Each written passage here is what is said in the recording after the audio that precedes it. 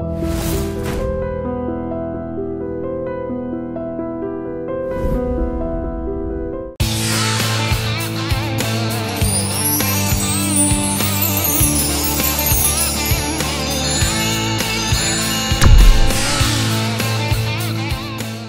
Power కోసం వెళ్ళే కాదు, పార్టీలకు మీకు అతీతం కాదు, మీరు ఏదానికంటే మీరు ఒక కార్మిక నాయకుడిగా ఎదిగారు. అంటే ప్రజలు పిలుపునిచ్చినప్పుడు పార్టీ నుంచి బయటకు వచ్చి ప్రజల కోసము ఇండిపెండెంట్గా పోటీ చేసి ఉండొచ్చు కదా.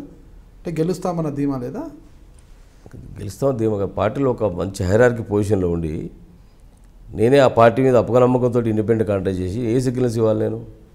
అటువంటిప్పుడు నేను టోటల్గా పార్టీ నుంచి పక్క వెళ్ళిపోయి చేయాలి. ఈ పార్టీలో టికెట్ తీసుకుంటే గెలవడానికి నేను ఇండికేట్ చేసి నేను ఇండిపెండెంట్ అయితే గెలుస్తాను నేను సంకేతం ఇచ్చి, అంటే నేను ఉన్న పార్టీని నేను ఆ విధంగా డ్యామేజ్ చేయడం నాకు ఇష్టం లేదు. సరే, టీడీపీలో ఒక హయ్యర్ పొజిషన్లో ఉన్నప్పుడు కావాలంటే ఇండిపెండెంట్గా పోటీ చేయలేకపోవచ్చు. టీడీపీ నుంచి బయటకు వచ్చిన తర్వాత నవ తెలంగాణ నుండి కాకుండా ఇండిపెండెంట్గా కావచ్చు, మళ్ళీ పీఆర్పీ నుంచి పోటీ చేయకుండా ఇండిపెండెంట్గా చేయలేదు కదా. అంటే మీ బలం ఎంత నిరూపించుకోండి కదా. నవ తెలంగాణ కాంటాక్ట్ చేయలేదు, పీఆర్పీ నుంచి కాంటాక్ట్ చేసిన. పీఆర్పీ నుంచి వెళ్ళి తెలంగాణలో 5-10 వేలు దాటే వరకు ఓటు రాలేదు, నాకు 36,000 ఓట్లు వచ్చినాయి. అది నా వ్యక్తిగతమే కదా. ఓడిపోవడానికి 4-5 వేలు ఓట్లు తగ్గితే ఓడిపోతాం కదా. ఆడ మహాకూటమిలో సిపిఐకి ఇచ్చిండ్రు. సో నేను అనుకున్నాను మహాకూటమి సిపిఐకి ఇచ్చిన కనుక ఇక్కడ కాంటాక్ట్ చేయలేదు. రామోహన్ కాంటాక్ట్ చేస్తే గెలిచేవాడిని నేను. 2 సర్వే చేస్తే నాకు అక్కడ విన్నింగ్ ఛాన్స్ ఉంది. ఇక్కడ మహాకూటమిలో సిపిఐకి ఇచ్చినా గెలుస్తారని నాకు రిపోర్ట్స్ ఉన్నాయి.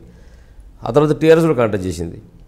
టీఆర్ఎస్, పీఆర్పీ, సిపిఐ 3 చేసింది. కాంగ్రెస్ ట్రెడిషనల్ ఓటింగ్ ఆడ ఉంటుంది, ప్రతిసారి వాళ్ళకు ఉండే ఓట్లు వాళ్ళకు ఉంటాయి. వాళ్ళ ఓటు కన్సాలిడేషన్ పడితే కాంగ్రెస్ గెలిచింది. ఆడ మా కూడా గెలవలేదు.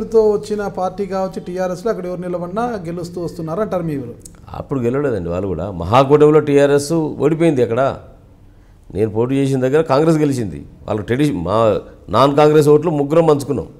టీఆర్ఎస్, సిపిఐ నేను పంచుకోవడం వల్ల పీఆర్పీగా కాంగ్రెస్ గెలిచింది. అక్కడ రామోహన్లో కూడా కాంగ్రెస్ గెలిచింది, మంత్రిలో కూడా కాంగ్రెస్ గెలిచింది.